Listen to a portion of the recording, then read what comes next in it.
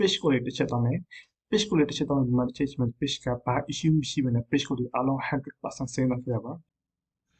Hello မင်္ဂလာခင်ဗျာကျွန်တော်ဒီနေ့ပြပြသွားမှာတော့ page quality အဝိုင်းအောင်နဲ့အစိမ်းအဖြစ်အောင်ဘယ်လိုပြပြင်သွားရမလဲဒီလိုမျိုး page quality အဝိုင်းဖြစ်သွားခဲ့တဲ့ဆိုရင် Facebook တင်ကိုဘယ်လို request တွေတင်ပြီးစိမ်းအောင်လုပ်သွားမလဲဆိုပြီးဒီနေ့ဒီပြင်အားလုံးအသေးစိတ်လုပ်ပြီးကျွန်တော်ပြပြရှင်းပြပေးမှာဖြစ်ပါတယ်ဒီမှာဆိုလို့ရှိရင် strategy ဒီမှာ page quality အဝိုင်းဖြစ်သွားခဲ့တယ်ဒီ page နဲ့ဘယ်လိုအမှားမျိုးလုပ်ထားလဲဆိုရင်ဒီ page ကျွန်တော်အားလုံးစစ်စစ်ကြည့်တဲ့ချိန်မှာတော့ဒီ page နဲ့တင်တဲ့ content နဲ့အားလုံးမှန်တယ်ဒါပေမဲ့သူ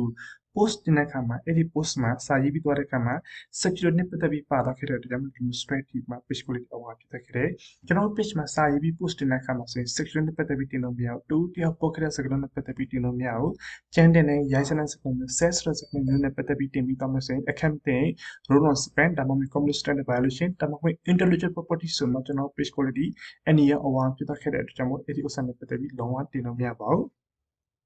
ဒီ page owner တင်ထားတဲ့ content နဲ့ပတ်သက်ပြီးအားလုံးဖြတ်ပြီးမှ right လုပ်ပြီးမှဒီ page ကိုဒီနေ့ request တွေတင်ပြီးစင်အောင်လုပ်သွားပါမယ်အဲ့အတွက်ကျွန်တော် request တွေတင်ဖို့ link လေးဖွင့်ထား share ပြီးကျွန်တော် air link ထည့်ကျွန်တော်တားလိုက်သွားလိုက်ပါမယ်အရင်ဆုံးကျွန်တော်မသွားခင်ဒီဥစ္စာ screenshot ဆွဲလိုက်ပါမယ်ကျွန်တော်ဒီ request တွေတင်တဲ့အခါမှာပဲဒီ screenshot လို့အတဲ့အတွက်ကြောင့်မို့ screenshot ဆွဲလိုက်မယ်ပြီးကျွန်တော်ဒီဥစ္စာတစ်ချက် save လုပ်လိုက်ပါမယ်ကျွန်တော် save လုပ်လို့ပြီးသားခဲ့ပြီဆိုရင်အရင်ဆုံးကျွန်တော် request save တင်ဖို့ဆိုဒီနေရာတစ်ချက်လာမယ်ဒီနေရာလာပြီးဆိုရင်ကျွန်တော်ဒီမှာဆိုရင် page နဲ့ပတ်သက်ပြီးဖြစ်တော့ကျွန်တော် page ကိုတစ်ချက်ယူပြီးတော့မယ်ကျွန်တော် request save တင်တဲ့ခါမှာလူတိုင်းလူတင်တဲ့ဒါပေမဲ့ကျွန်တော် page ကဘာကြောင့်အမှားဖြစ်တယ်ဘယ်လို content ဖြစ်တယ်ဆိုတော့ page ကိုတစ်ချက်စစ်ဆေးပြီးမယ်အဲ့ဒီအမှားနဲ့ပတ်သက်ပြီးလုံးဝ fair share ပြီးဆိုမှ page မှာပြန် post တင်တဲ့အသစ်တင်တဲ့ဥစ္စာ5-6ဖို့ရှိတော့ခဲ့ပြီဆိုအဲ့မှာ request save တင်သွားရပါတယ်အဲ့ဒီဥစ္စာနဲ့ပတ်သက်ကျွန်တော်အားလုံးလုပ်ထားပြီးတဲ့အတွက်ကျွန်တော်ဒီကနေ့ request save တင်ဖို့စာသားကျွန်တော်တစ်ချက် copy ပြီးတော့လိုက်ပါမယ်ပထမကျွန်တော်ဒီစာတန်းတင်ပြီးတော့မယ်အတွက်ကျွန်တော်ဒီစာသားတစ်ချက် copy ပြီးရပါမယ်အဲ့အတွက်အရင်ဆုံးကျွန်တော် page ရဲ့ URL link ထည့်ရမယ်အတွက်ကျွန်တော်သူ့ရဲ့ page home တစ်ချက်သွားမယ်ပြီးလို့ရှိရင်ဒါတစ်ချက်နေပြီးဒီညတစ်ချက်ပြန်သွားလိုက်ပါမယ်ကျွန်တော်သူ့ရဲ့ page home ရောက်ပြီဆိုကျွန်တော်ဒီ upload link တစ်ချက် copy ပို့လိုက်ပါမယ်ပြီးရင်ကျွန်တော်ဒီနေရာတစ်ချက် page လုပ်ထည့်မယ်ကျွန်တော် request တင်တဲ့အခါမှာဆိုရင် page ရဲ့ URL link အပါထည့်ရမယ်ပြီးရင်ကျွန်တော်ဒီဥစ္စာလေးတင်သွားမယ်အတွက်ကျွန်တော်ဒီနားတစ်ချက်ပြန် page လုပ်ထည့်ပြီးမှဒီအပေါ်စာသားလေးတစ်ချက် copy ပို့လိုက်ပါမယ် copy အခုနေရာတစ်ချက်ပြန်သွားပြီးမှကျွန်တော်ဒီမှာဆိုရင် page လုပ်ထည့်မယ်ပြီးလို့ရှိရင်အခုနောက်တော့ကျွန်တော် screenshot ဆွဲလိုက်တဲ့ page quality အဝိုင်းအောင် screenshot တစ်ချက်ပြန်ထည့်မယ်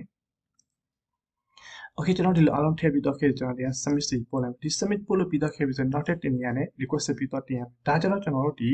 page quality မှာ security edit page ဆို straight တစ်ချိန်ထိတဲ့ဒီတော့ဒီနေရာမှာဖြစ်မနေတင်သွားမယ်အတွက်ကျွန်တော်ဒီ user တစ်ချက်နေသွားမယ်ကျွန်တော်တို့ request ပြုတင်တဲ့ခါမှာလဲစာသားတွေကိုတေချာလေးရေးပြီးတော့ရပါမယ်စလုံးအသေးအကြီးမှာတော့တဲ့ space ချတာမှာတော့ဖြစ်စမရဘူး Facebook တင်မှာလဲ auto system နဲ့ check up လုပ်တဲ့အတွက်ကျွန်တော်နည်းနည်းလေးအမှားဖြစ်တော့ခင်မရပါဘူးเนาะအဲ့အတွက်ကျွန်တော်ဒီ user တစ်ချက်နေပြီးမှကျွန်တော်ဒီမှာဆို page နာမည်တစ်ချက်ထည့်သွားမယ်အတွက်ကြောင့်ကျွန်တော် page မှာပါတဲ့နာမည်အတိုင်းတချို့ဆိုရင်စလုံးချင်းတူပြီးမှစလုံးအသေးအကြီးကွဲလွဲသွားခဲ့တဲ့ဆိုတော့မရတဲ့အတွက်ကြောင့်ပေါ့နော်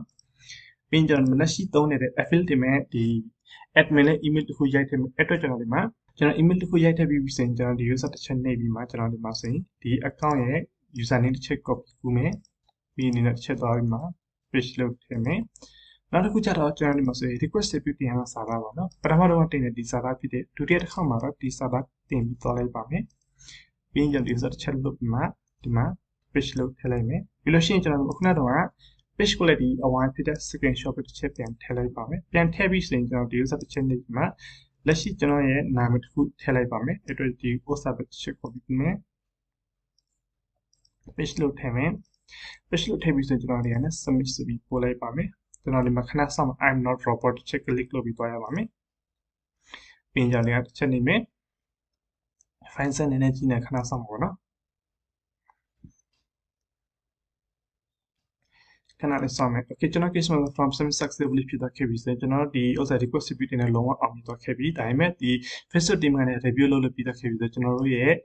တော်တို့ရဲ့ဒီ email မှာတော့ response ပေးပြီးလာမယ်အဲ့ဒီ response ကိုကျွန်တော်တစ်ချက်ကြည့်မှလိုအပ်တဲ့ရှိရကျွန်တော်တစ်ချက်ပြန် fix လုပ်ပြီးမှအဲ့ဒီ email တစ်စင်းပြန်မှ request ပြုတင်ပြီးသွားရမယ်တကယ်လို့ကျွန်တော်တို့ page ကိုတော့တခြားစစ်စစ်တဲ့အတွက်ကြောင့်ဒီကနေ request ပြုတင်တော့လုံးဝအောင်မြင်သွားခဲ့ရဆိုရင်ကျွန်တော် page ကအဝမ်းဖြစ်တဲ့အတွက်ကြောင့်တိတ်လို့မကြောက်ပြန်ပြီးစင်တော့ခဲ့မယ်အဲ့လိုစင်တော့ခဲ့ပြီဆိုရင်ကျွန်တော်ရဲ့ page ကျွန်တော် channel မှာ live လုပ်ပြီးကျွန်တော်တင်ပေးမယ်ဒါပေမဲ့ဒီ page ကိုလည်းဒီစင်သွားလားမစင်သွားလားဆိုကျွန်တော်ဒီမှာ video post လုပ်ပြီးမှစင်တော့ခဲ့တဲ့ချိန်ဒီ video ကျွန်တော်ပတ်သက်တဲ့လုပ်ပြီးကျွန်တော်တင်ပေးမယ် Hello ခင်ဗျာဒီနေ့ဆိုရင်တော့ဒီ page ကို request ပြတင်ပြီးတော့ခဲ့တယ်28ရက်ရှိတော့ခဲ့ပြီ28ရက်ပြည့်တဲ့ချိန်မှာတော့ဒီ page ကိုလည်းစင်းတော့ခဲ့တယ်အဲ့တော့ကျွန်တော် live group အနေနဲ့ကျွန်တော် test တစ်ကျွန်တော်ပြပေးမယ်အဲ့တော့ setting တစ်ချက်တော့မယ်လို့ရှိရင် new page expand တစ်ချက်တော့မယ်ဆိုကျွန်တော်ဒီမှာဆိုကျွန်တော်လည်းဒီ page မှာ admin role ဖြစ်ပါတယ်မှာ you ဆိုပြီးရှိရမှာကျွန်တော် admin role ဖြစ်တယ်အဲ့တော့ကျွန်တော်ဒီမှာ page ကိုတစ်ချက်တော့မယ်